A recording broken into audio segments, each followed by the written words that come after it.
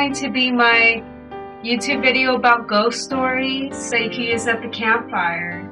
And they're really creepy. They're actually about my nightmares or dreams or any other type of form of visual that I get in my, complete imagination. At the moment, the ghost story that I have for you right now is if you're asleep on the second story floor of your apartment and you are actually awake, but you're sleeping, you don't know it. You are walking around and you're just trying to figure out what's going on. You have your friend there and she's walking around and, like, hey, let's go do this, let's go do that. But it's like completely 3 a.m. in the morning. And you're like, no, I'm kind of sleepy. So you guys go to sleep. You walk into the back bedroom and you see somebody staring into you out the window. And you're just like, what the heck? You try to get away, you close the blinds and everything. You freak out.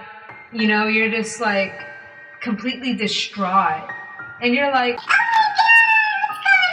my God, and then you find yourself sleeping again. And then you're in your friend's room and you're just like, okay, so it's fine now. I'm sleeping. I'm cool. I have another bed. So, yeah, I'm just tripping out, sleeping. I guess it was a dream. And then all of a sudden your friend wakes up and she's like, oh my God! Somebody's in the room! Ah! Somebody's in the room! Oh my God! You gotta fucking run! And then you're like, oh, what the fuck is in the room? And you're like, what do we do? What do we do? Oh my God, there's somebody in the room! You look and there's like some weird crouched over white thing in the corner. Kind of big, kind of medium sized, just staring at you with red eyes or white eyes mixed together. You're just like, okay, this is not cool. Like, okay, what do I do? Do I grab the phone? Do I run out of the room? Do I go try to attack it with something? Like, what the fuck? Oh my God. We were just so helpless at the time and it was just so freaky and, it was going to come after us. And then I woke up and then I was just like, what's going on? But then, it was just a freaking dream. The dream was just really eerie because 10 a.m. later, 10 a.m. that day, I kept waking up. I could not sleep. I had dreams about things that are like, oh my God, you only have decades of this earth. That's all you have is decades.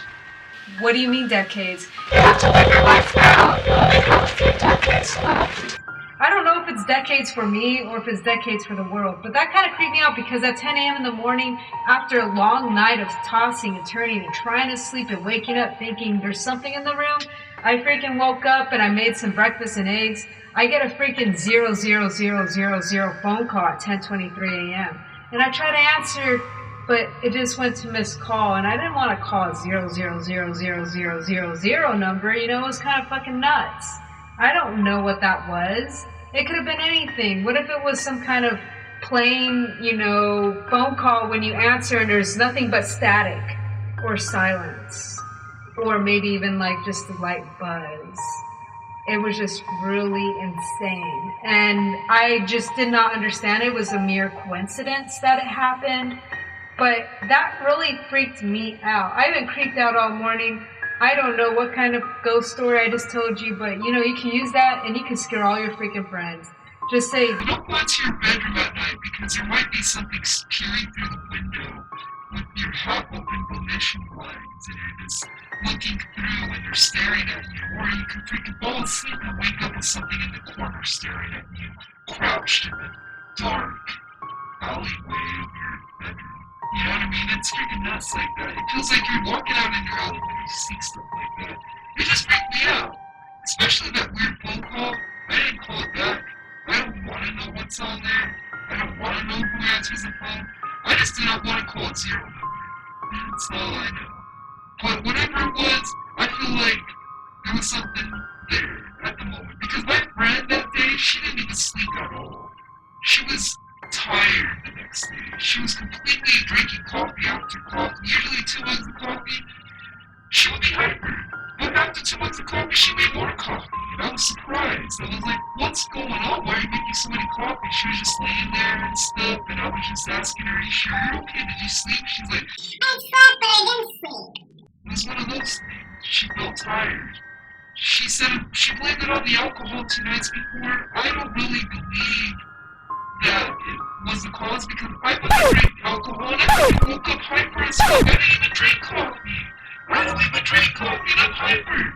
There's something in here if it makes her tired because 2 cups of coffee should get you in the mood. Because if I had 2 cups of coffee, I'd be crawling on the wall right now. Crawling up on the ceiling like, what's up? I'm gonna go do a moonwalk on the ceiling like Michael Jackson.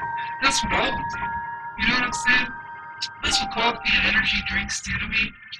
I don't know, other people might need it, but, you know, that's just me.